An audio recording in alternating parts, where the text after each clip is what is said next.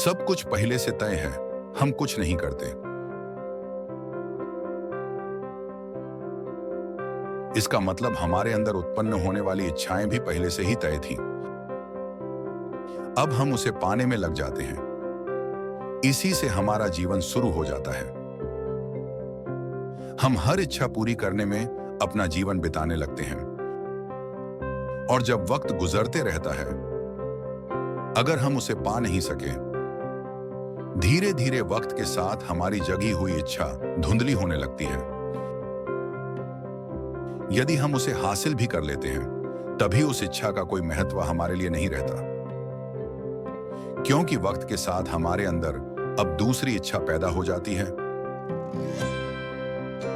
और अब हम उसे पाने में लगे हैं। यानी जीवन चक्र में यही चलेगा। अगर हम हर काम में सफल हो जाएंगे तो हम क्या कर रहे हैं, इससे कोई फर्क नहीं पड़ेगा और हम अच्छा बुरे का नहीं सोचेंगे, बस हम हमारे बारे में सोचेंगे। चाहे हम कुछ भी बुरा कर्म करके सफलता हासिल क्यों ना करें। इसीलिए ईश्वर ने यह सिद्धांत तैयार किया है कि जिसका जैसा कर्म वैसे उसका जीवन रहेगा। जो अच्छा कर्म करेगा उसके साथ अच्छा होगा, बुरे के साथ बुरा। इसलिए हमारे पूर्व जन्म के जो कर्म रहे हैं, उसी के आधार पर हमें नया जीवन मिलता है।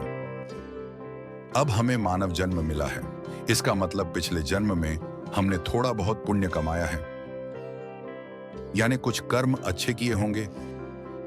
जीवन पहले से तय है, इस बात पर अधिक विश्वास बढ़ जाएगा जब हम हमारी कुंडली ज्योतिष को दिखाएंगे और वो हमें हमारे अगले पिछले जन्म के बारे में बताएंगे। यानी जो पहले से तय है वो वही बताते हैं जिसकी कुंडली में अच्छे घरों में अच्छे ग्रह बैठे हैं, उसका जीवन सुखद व्यतीत होता है। और जिसके कुंडली में बुरे ग्रह ज्यादा असर करते हैं, उसको हमेशा दुख भुगतना पड़ता है। लेकिन अब हम ये सोचेंगे कि हमारे कुंडली में ग्रह क्यों बुरी अवस्था में बैठे हुए हैं। तब आपको यह मानना पड़ेगा कि आपके पूर्व जन्म के अनुरूप आपका इस जन्म में आने का समय भी तय था, जिस कारण आपका जन्म होने पर आप पर ग्रहों का बुरा असर होता है। ये पूरी बात सुनकर आपको यह पता चल गया होगा क्यों हम दूसरों के मुकाबले ज्यादा असफल हो जाते हैं। हम पूरी मेहनत और दृढ़ निश्चय के साथ काम करें, फिर भी हमें सफलता प्राप्त नहीं कर पाते। क्यों हमें कुछ पाने के लिए दूसरों से ज्यादा मेहनत करनी पड़ती है। हमारी इच्छाएं क्यों पूरी नहीं हो पाती। नहीं समझे तो समझाता हूं, क्योंकि उस हर इच्छा के लिए तड़पना भी पहले से तय है। अक्सर हम कुछ पाने के लिए कोशिश करते हैं और है उस चीज तक आसानी से पहुंच भी पाते हैं, लेकिन हम उसे हासिल करने में असमर्थ रह जाते हैं। चाहे वो प्यार की बात हो या पैसे की। अब आप सोच रहे होंगे कि अगर सब पहले से तय है और हमें जो चाहिए वो हमारे पिछले जन्म कर्म के ऊपर निर्भर करेगा, हमें मिलेगा या नहीं मिलेगा। अगर हमने बहुत सारे पाप किए हैं तो हमारी कोई इच्छा पूरी नहीं होगी।